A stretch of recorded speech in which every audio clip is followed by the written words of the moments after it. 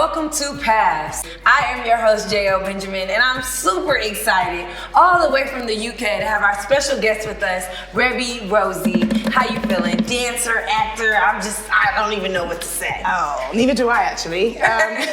But I'm feeling great. Thank you for having me. It's cool to be here. Oh no, we are excited to have you here, you know, and we're so excited that we came up with some choreography. Oh. Yep, it's like a 1 and a 2 and a 5. I'm just kidding. Okay, cool. We didn't have it together. It was, we was trying to get it. I mean, we can do something after. Okay, after. Yeah, I need my 2-step. We'll figure it out. We're gonna skip past that. Okay, one. cool. So let's hop right into the beginning. Where are you from? What's your background? I'm originally from London, South London, born and raised. I'm Nigerian descent, both sides, mum and dad. Yeah. Igbo, Yoruba? No, I'm Orobo. It's a smaller tribe. Oh. Yeah, like not many people. I wasn't expecting that. Yeah, no one does. But yeah, Nigerian, by way of London. Awesome. So did you start out as a dancer? How does that journey begin? So, I mean, as a child, I think most kids, I love dancing. That's all I knew. And around the age of 14, I started taking classes during the summer. And I was like, oh, okay, I can actually do this, you know? My teachers were professionals that I recognized from music videos and stuff. I was like, I think I'm in the right place. I don't know what I'm doing here, but I don't want to leave. And I just, I started taking classes and never looked back. So yeah, I was taking classes that whole summer. My mom was kind of like, okay, you can do this for the summer, but I'm not really sure about when you go back to school, finishes kind of late. She came to pick me up from a session once and saw, I think it'd only been a couple of months. She was like, oh, you're really doing this. So that was it. She let me continue. As long as I, was keeping up with my school and stuff. Yeah. So yeah, I started dancing at 14. I booked my first real professional gig. I booked a bootleg gig around 16. I was dancing not bootleg, but I was dancing for one of my friends. Yeah. But I booked my first professional gig, I think I was 18. And that was, what was that? So long ago. One of them was Kanye. I remember that much. Yeah, that was cool. I think in that year, I just did a few award shows. So one of them was Kanye, Leona Lewis, and a UK rapper, Kano. And I was like, oh, I'm really, doing this. I'd been in dance crews and companies along the way. And then I went to college. College for us is high school for you guys though. So not university college, but just 16 to 18 is college. Gotcha. So I'm in college at this point. I'm still working, but it's, it's kind of part-time. And then I did my first musical theatre show, a hip-hop theatre show. I toured with them for 2-3 years. I'm gonna fast forward a little bit, because there's a lot. So I did that. I went to university. I wasn't sure. I knew it wasn't what I wanted to do, but education has always been, you can do what you want, but as long as you stay in school and you do this and you do that. What were you studying? I was studying business. Business and IT. I don't know how I fell into it, but it was just let me just choose something that's vocational, that I could actually use in, the real world. I was already working as a dancer, so I wasn't going to study performing arts. That was my mindset. Yeah. And it also kept my family, kind of happy. Oh yeah, she could get a degree in something that's practical, that's smart. Yeah. I dropped out of university for a job. That had to be a shocker. What job was this? So this was the theatre show I had been doing for 2 or 3 years, got picked up and went to the West End, which is the equivalent to Broadway. So that was a big thing for a hip hop show. So I dropped out of uni. I did the show, but then I booked my first tour that year. And this is I won't say what year it is, I can't remember. I was really, really scared, but as soon as I became available like fully available. I think at that point, as much as I was committed to dance, it was always secondary to school. Gotcha. And the minute I left, even though it was the scariest decision of my life, it was like everything, all the opportunities kind of just came my way. So that summer, I not only did the theatre show, I booked my first tour with a girl band from the UK called the Sugar Babes, which is really cool. So I toured with them. And when I was done with that, I was like, okay, I'm gonna go to LA. So I come to LA with like a few of my friends, and we're like, we're just gonna come out here, we're gonna take classes. Like they had done it before, and I was like, I wanna do this, I wanna go to America. So we come to LA for like 5-6 weeks, we're training and meeting loads of dancers, choreographers, teachers. It's amazing. And I'm like, oh, I need to be here. Like, you know, this is what I said. yeah, like at this point, I had a pretty good career in London. Yeah. But it was hard, and I wanted more, you know? I'm like, I just felt like we're always on the outside looking in. I mean, it depends on the kind of work you want to do, but for a lot of us in the UK, we watch everything that's happening out here, and it's like, we want to, you know, I want to do that. I want those opportunities, and we don't have access to that in the UK, you know? So that's when I decided, yep, I don't know how I'm going to do it, but I want to move to LA. So we will get back and we're like, all right, we have to get visas. Like, how do we get visas? And, you know, everyone's like, you need to get a lawyer, and it costs like $6,000 for the visa application. Yeah. We can't do that. But we're like, all right, so we got to build up our resumes. We have to get more international artists on our resumes, international choreographers, all these things that are going to make us look good to be, you know, to qualify for a visa. And that's what I did. I worked my ass off. Every kind of choreographer that came over for the US, I'd do whatever it took to get in front of them, whether it was hosting workshops. I used to host, like, put on masterclasses and workshops for international choreographers. That was my way of networking. Also my way of staying tapped into the community, because like the dance community, because how I fell into it was, at that time, I think most of the females I worked with, they all came from like dance schools and they had technical training. And I was just like, you know, I grew up street dancing. Like, we literally, you'd find a room, you dance wherever you could, you know? Yeah. So it was cool to like bridge the gap between like the underground scene and the commercial side, which is like the working dancers versus just like the hip hop street dancers. So yeah, I would like host workshops, meet choreographers, meet dancers, come back to LA. I think a year later, I knew more people, taking more classes. And still not, I'm like nowhere near visa ready in my mind, but I give myself like a few years to just keep on working, keep building up the names. And I think this was end of 2012 or 13, my friend's like, Rihanna's having an audition for her Diamonds World Tour in LA in a week or something like that. Like, we're working on some music video. She's like, there's an audition happening. I'm like, oh, I need to be at that audition. Yeah. At this point, just to fill in a gap, I had danced for Rihanna a couple times in London, like X Factor, a couple of award shows. But it wasn't enough, you know? So me and my really good friend, we book a flight. We're like, fuck it, excuse me. We're like, we're just gonna book a flight and we're gonna go. Yeah. We fly to LA. We get on the list. It's a closed, like it's an invitation only, but we finagled it. We get on the list. I audition. I get down to the final round for the first day. I get a call back. Go back the next day. The choreographer had already pulled me aside and she was like, hey, like, where are you from? Do you have a visa? I'm like, no, I don't, but I'm working on it. I wasn't, but I was like, yeah, I'm gonna do it. We're gonna figure it out. Yeah, we're gonna figure it out. So I get through all the rounds. God, it was the longest day of my life. I was so nervous, but I was also just like, I need to book this job. Like, I need to get in front of her. I need to get in front of whoever, you know, needs to see me. Rihanna was actually at the callback, so I'm just like, okay, I'm surrounded by like some dope, like female dancers right now. Like the names in the room, it was crazy. I get pretty far. I mean, I think I get down to what is the last stage of the callback, kind of. And they're just like switching us out. At this point, I'm like, I don't know what's going on. I didn't get it. I didn't have a visa. But I came home and I was like, I'm doing it. I'm applying for the visa. I don't know where the money's coming from. I don't know how I'm gonna do this. 6 months later, my visa gets approved. And I'm like, oh, I did it. 6 months after that, I moved to LA with like, I don't know, 2 months rent, like really not much. I had a place to stay for a month. And I'm just like, okay, I'm here. I'm by myself in LA, by myself for the first time.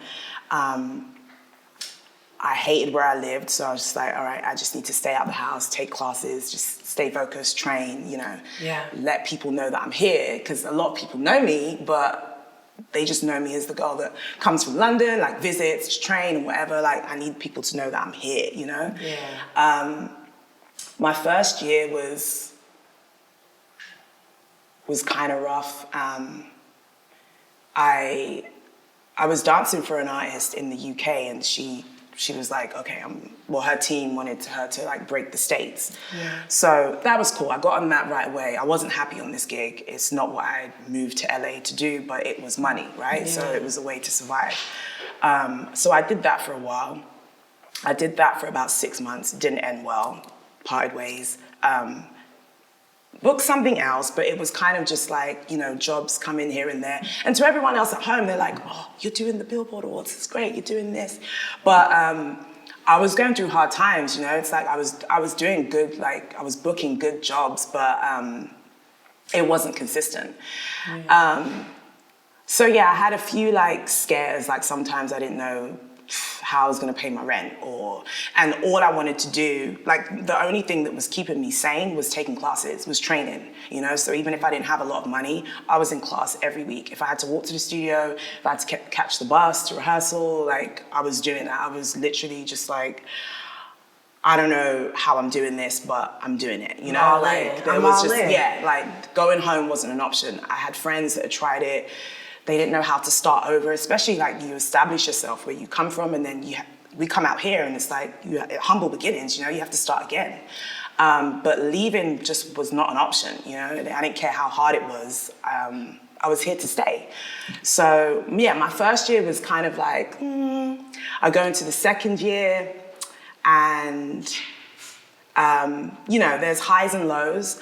But at the end of 2015, I booked Beyonce. I booked the Lemonade project. And this is right before Christmas. How did you even hear about this opportunity? Yeah, so this is why it's important to network. So before I came to LA, I was working with, you know, certain choreographers in London that were based out here.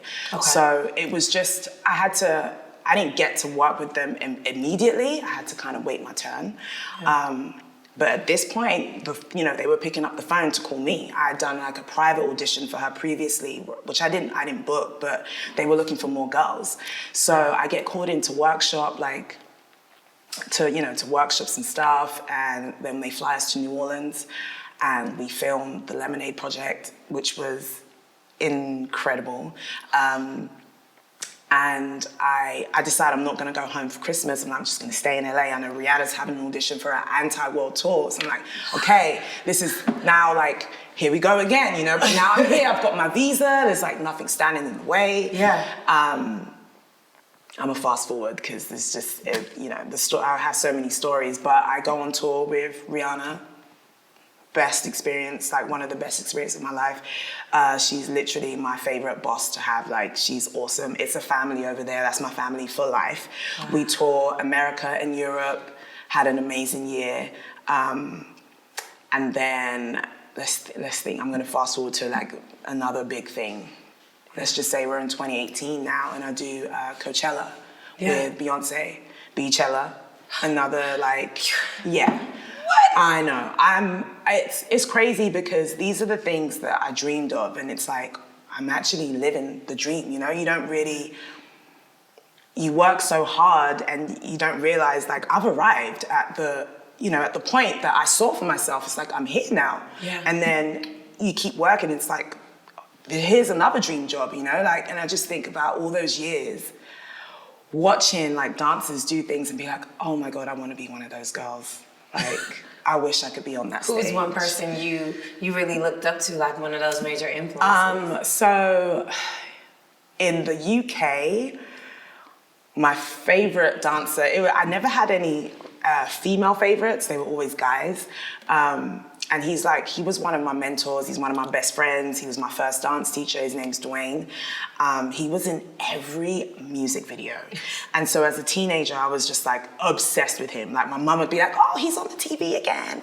So when I got to the dance class and I saw he was there, I was like, oh, okay, I'm in the right place. And then in terms of like out here, another one, actually, it's still a guy, Jaquel Knight, one of my best friends, that's my brother. He's also given me like the most amazing opportunities that I've had, not just here, but also from London.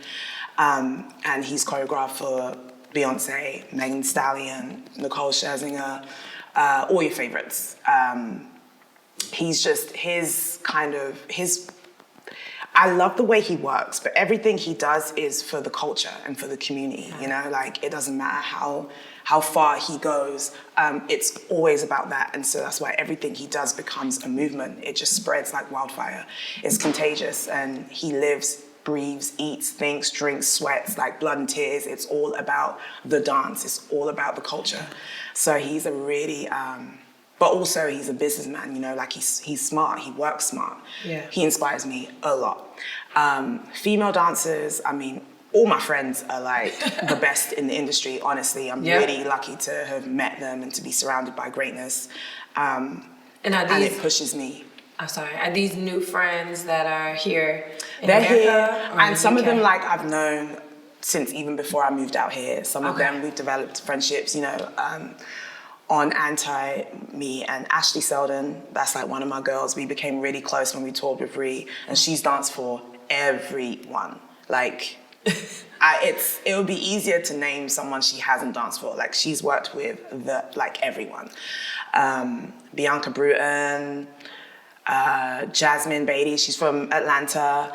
Jaquel Knight is also from Atlanta. Quinetta, like all my girls, there's so many of them.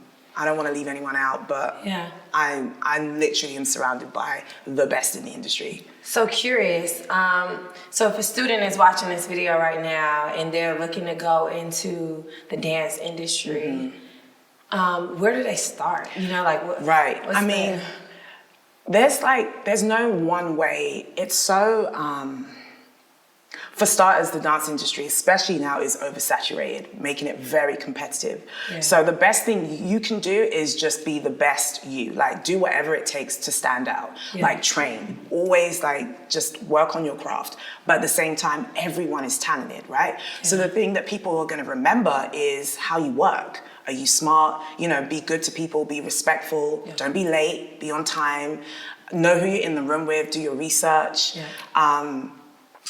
Be a smart dancer, make smart choices, stand out for the right reasons, you know, like, again, it's cool. Everyone is talented. Like, especially for me, I come to the States, I'm like, everyone has talent, you know? So it's like, all right, it's not enough to just be good, you know, like, be a good person and be serious about your work.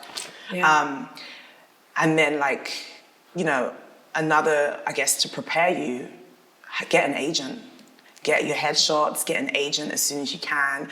Getting an agent can be hard, but they have auditions for that. So they have dance auditions? They have agency auditions. So that you can get representation. I think in terms of work, the bulk of it is in LA. So if you can get there, get there. If not, you know, I guess the other major working cities, Atlanta, there's work here, Miami, New York or LA, I think. LA is like the number one. That's where you really want to end up if you can. Yeah. And even if you're not ready to make the move, take the trip. Go out there, take classes, get in front of people, go to auditions. You know, you never know, like someone might fly you out. Where'd you find your classes? Well, the pandemic kind of wiped a lot of the studios. Which is kind of sad. But there is still Millennium Dance Complex. That still exists, and that's it's a popular studio. That's kind of like the viral, the internet studio. Gotcha. But there's still good training there, you know, like it's changed, but the training is still good.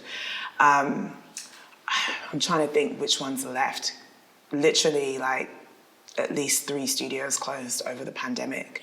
Any new ones that you're thinking about? Like, I guess you said virtual studios or auditions? So for me, virtual, I know that's kind of been the way, especially, you know, everyone adjusting to the time. Yeah. But you got to be in the room. Like, nothing is better than that. Like, actually being in the room, like living the experience, because online gives you so many safety nets, you know? Yeah. And you don't know how you're going to act, like, until you're in a room with people that want the same thing as you do. It's not the same as just being at home and it's like, oh, I'm going to do this class on Zoom. Do that to get your training, but for the experience, you have to show up. You have to show up. Absolutely, you have to. It changes everything, especially somewhere like LA. Everyone is hungry and they all want the same thing that you do, you know? Yeah. Now, I mean, stuff's like opening up again, so I think it's possible. Get to LA, take classes, get an agent, get people's attention. And are you still based in LA? I am, yeah. Okay. Yeah. So they may run into you on the street. Oh, yeah. In the streets, at class, because I still train. So that's another thing as well. Like, there's never been a point where I'm like, oh yeah, I'm good, I don't need to take classes anymore. Every year there's like a new wave of dancers. Yeah. Which takes me back to this online thing too, right? So I know everything is like it's all like clickbait and trends and TikTok and all of that, which is great. But I think the difference between the online trends and like I said, showing up and experiencing everything is longevity. Yeah. And so right now everything moves so quick, right? It's like this is popping and then it gets replaced by something else and it get, you know, but I'm old school and I'm not like a slave to social media in that sense. And in terms of like keeping up with the times, I just think if you come from an era where it's like you really did show up with and you trained with the right people, that lasts. Like that, literally, it lasts. And so even when I think of how long I've been doing this, I've been working for about maybe 15 years, something like that, professionally, you know? Yeah. And I don't have to worry about, oh, what's the new trend, the new this, the new that, because I get my training where it counts. In the classroom with the right people versus online or, you know, versus like what's popping and what's trending and all of that. It's great for the moment, but it doesn't last. And that's why my best advice is show up, take the right classes. Like it's gonna pay off. Like there's nothing, you know, nothing compares to that. You can be into all the trendy stuff and like the TikTok and, you know, like social media and whatever. I'm not a hermit, you know, I'm on social media, but that shouldn't be the foundation of it. That shouldn't be the root of it, you know? And that comes to just thinking smart as a dancer. Yeah. And so one of our students listening may be like, oh my goodness, like Rebbi has done Beyonce, Rihanna, like Kanye, the greatest of the greats.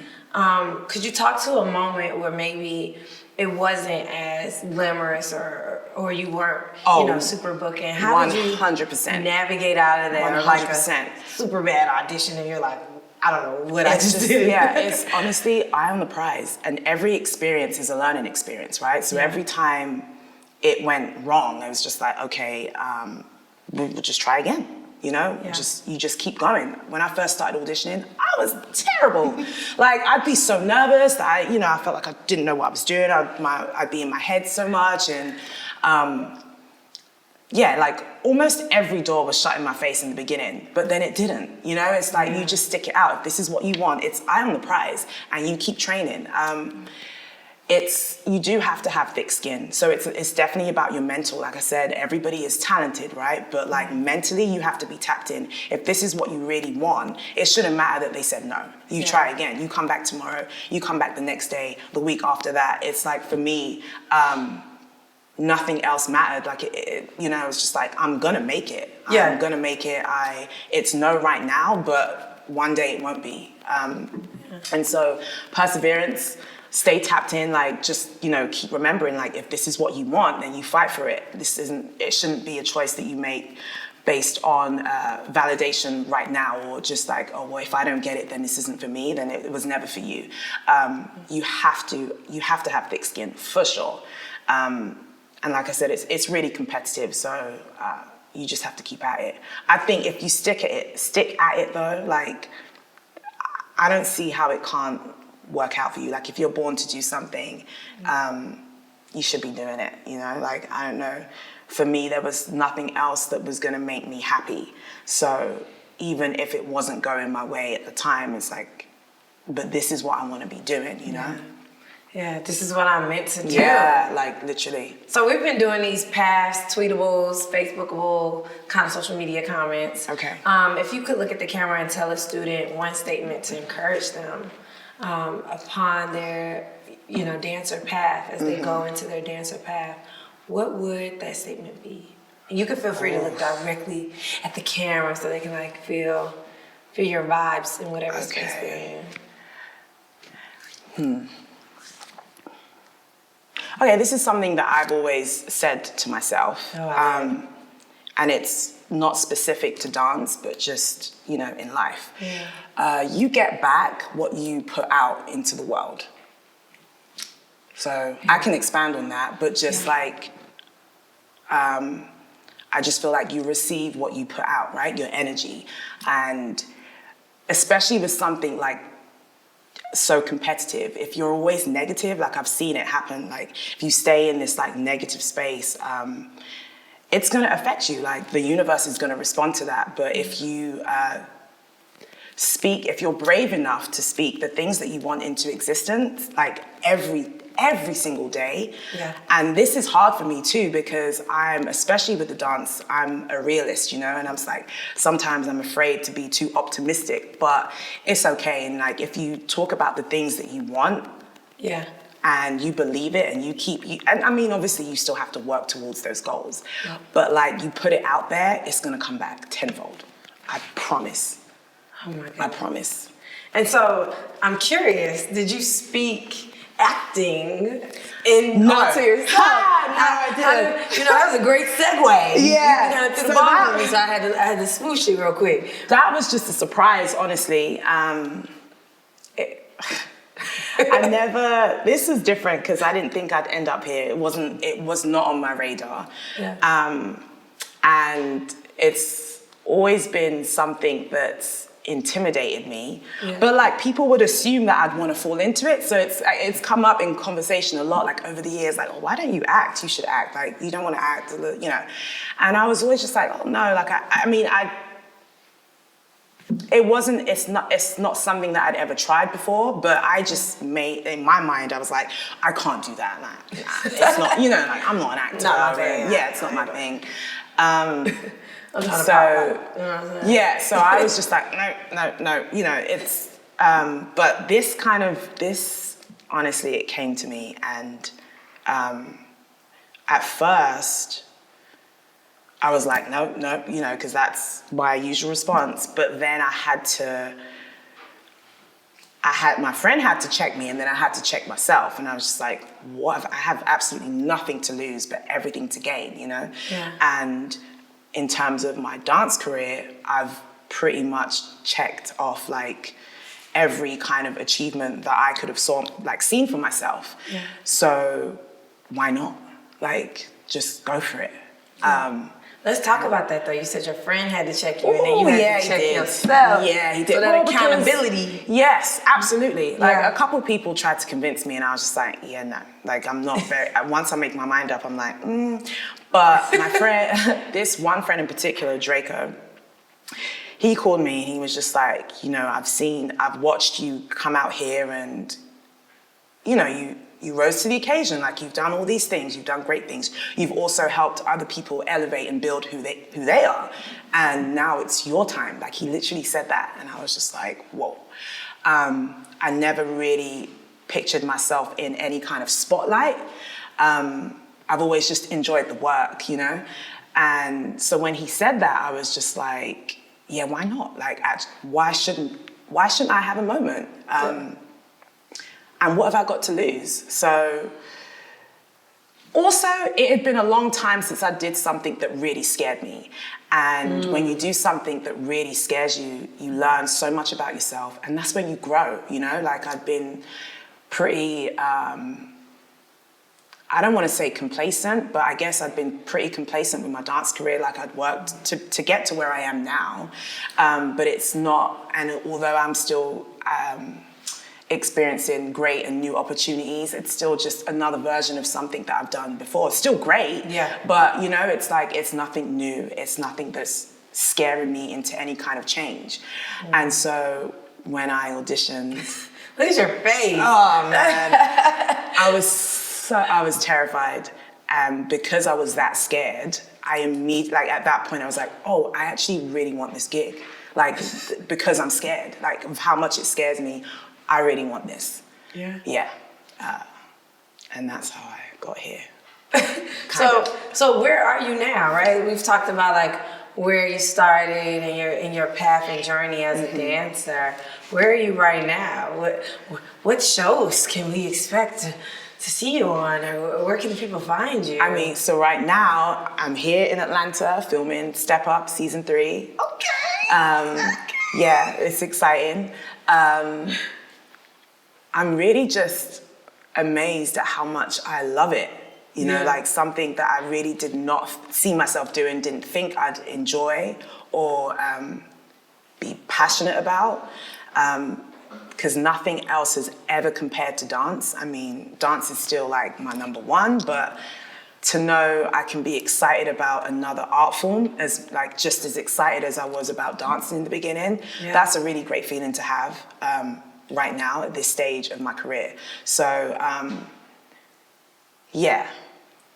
So taking dance, and I know the history of Step Up, right, is dancers is usually following the storyline of many dancers. Do you feel like in a way you brought like dance like to film and television? Like it's a it's a perfect transitional kind of moment for me because it's still dance based, so it's close to home.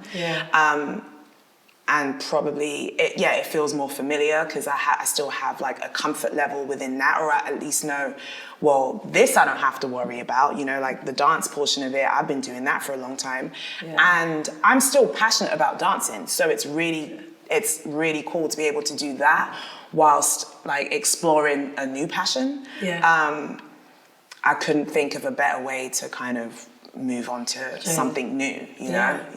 So, what's the favorite part about being on set? You know, as a dancer, is it a cast member, or is it like, you know, like what's your favorite experience of being on set?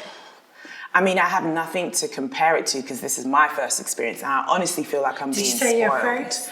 My first. Did you say your very first acting experience? First acting experience. It's on Step Up. I know. Oh my God! Honestly, I feel like this is crazy. I feel like I'm being spoiled because this experience has just been incredible. Like everyone has been so welcoming, and everyone is extremely talented. So it's like you have so many people and so many different energies and talent to pull from and be inspired by.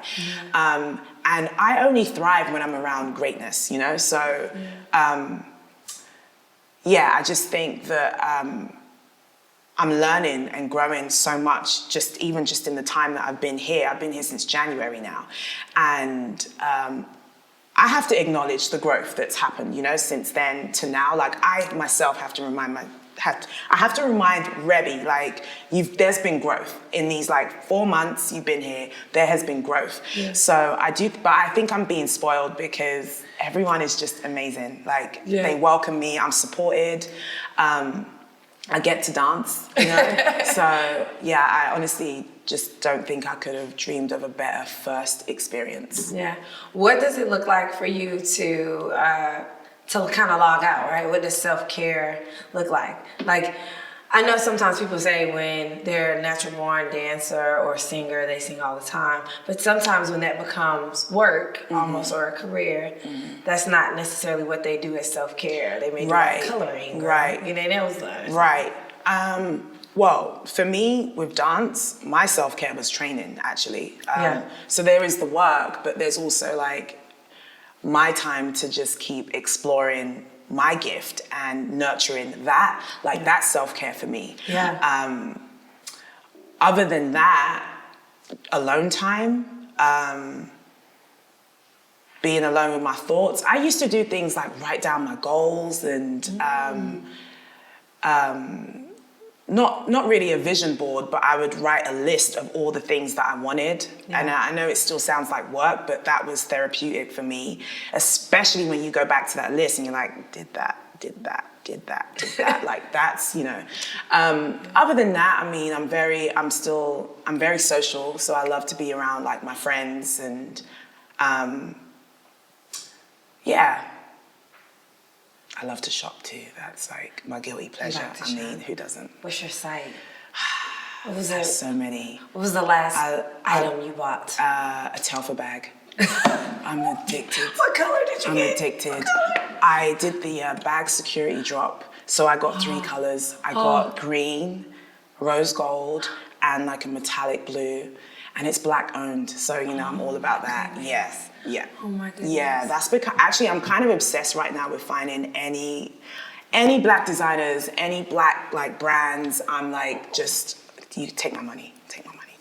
Oh, we might have a you know, a few bags for you after here. You know, I feel a little spice in our spirits. I'm all about it. I'm all about it. What questions are you asking yourself right now? Oh. How to get deep again? How to get deep?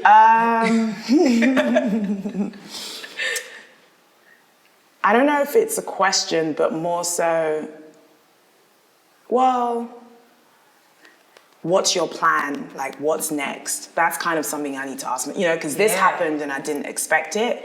And now I've arrived, I'm like, oh, I'm here to stay, right? So it's like, I need to figure out, like, where do I see myself? Because this show is great. I'm like, it's amazing, but where do I see myself beyond this opportunity, this experience? Yeah. That's a question that I have to like, I don't have the answer yet, but that's kind of what I'm asking myself right now. Yeah. Yeah. Are you teaching any classes in Atlanta? I don't teach. Okay. No, I don't teach, but I'm always down to like chat and give advice to, you know, any aspiring dancers. There isn't like one way to make it. Yeah. It's different for everyone, you know. My journey doesn't look like anything, you know, compared to anyone I know, but I'm always down to give advice. Absolutely. Yeah. No, that's good. So that means if they slide in your DMs, you may see. Yeah. You may. I hate the DMs though, but yeah, I'll try for sure. Awesome. What does your day-to-day look like now as an actor? A work day? Yes. Give me the normal day for Rebbi. What does that look like? I'm a creature of habit, so I do the same thing. So I wake up, cup of coffee, shower, get dressed,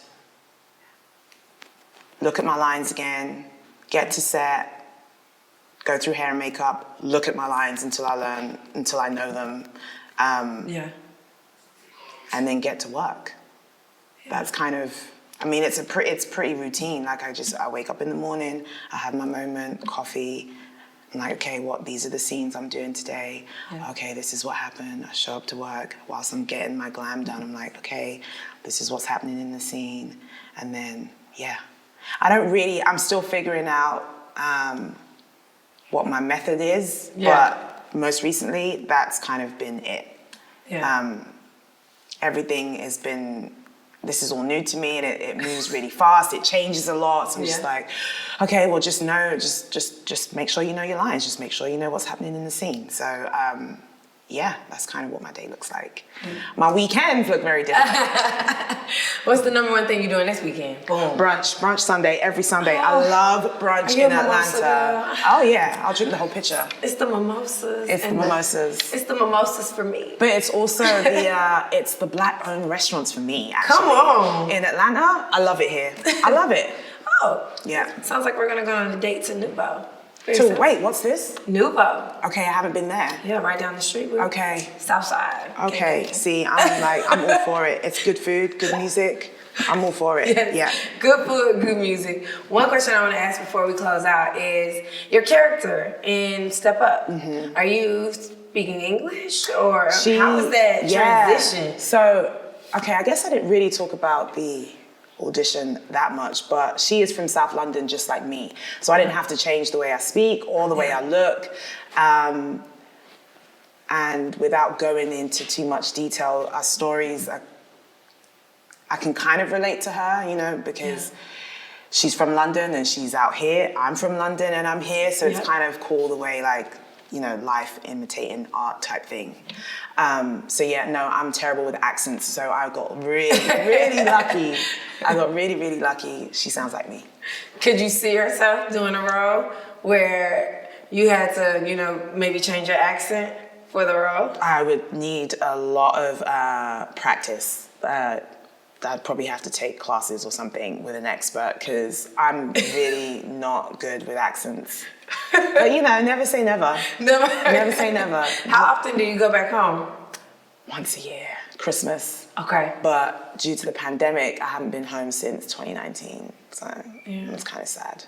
But yeah, once a year. I don't really get homesick until it's Christmas, and I'm like, okay, I need to see my family. I want a home-cooked meal. Like, I want to see everyone and catch up with my friends.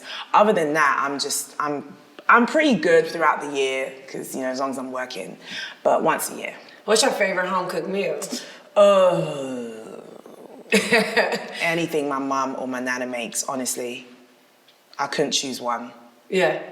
No, I couldn't choose Not one? I can't. Not one? No. When you touch down in London, you like, man, mama, I hope you got it laid out for me. Or maybe what was your last home-cooked meal this past Christmas? Or before the pandemic? 2 years ago. Yeah. I have no idea. Do you know what? Actually, the last time I went home, I was on somewhat of a strict diet. So I was actually like, Mum, I'm not eating that. Sorry, I'm only eating fish and veggies. So that might have been my last cooked meal. Oh, wow. It might have not even been anything exciting. I completely forgot about that. Like dancers, actors, your diet. You can't eat nothing. What can you eat? What can you eat? I mean, honestly, I eat everything. But I was, you know, I was going through a period where I was like, I need to work out because I don't know what's going on with my body. It's betraying me. Like, I have these moments. So I had to just, like, be really, really strict. But, on it, like, for most of my life, I've just eaten whatever I want. But everything in moderation, you know? Like, I cook, so I won't eat junk food, like, 6 times a week. And dancers, we're always burning calories anyway, so most of us get away with eating anything. Whatever, yeah. But, you know, then you get older and it's like, actually, you might have to start paying more attention to the things you put inside your body. I think everyone does that. Man, no, this is beautiful. This is amazing. I feel like I can dance already, you know? Listen, I'm it's being in your us. audition, like, It's in us. you know what I'm saying? Breaking it down. It's in all of us. And it's really just refining whatever you've got already. Take a few classes, you got it. Okay, I'm gonna show up in the next audition, you know what I'm saying? Look, I'll be with you. Just trying to, If you need support. I'm a, Okay. you know what I'm saying? Oh, Is that yeah. it? I mean, it could, somewhere it could be. Yo, thank y'all for tuning in to Pat Show.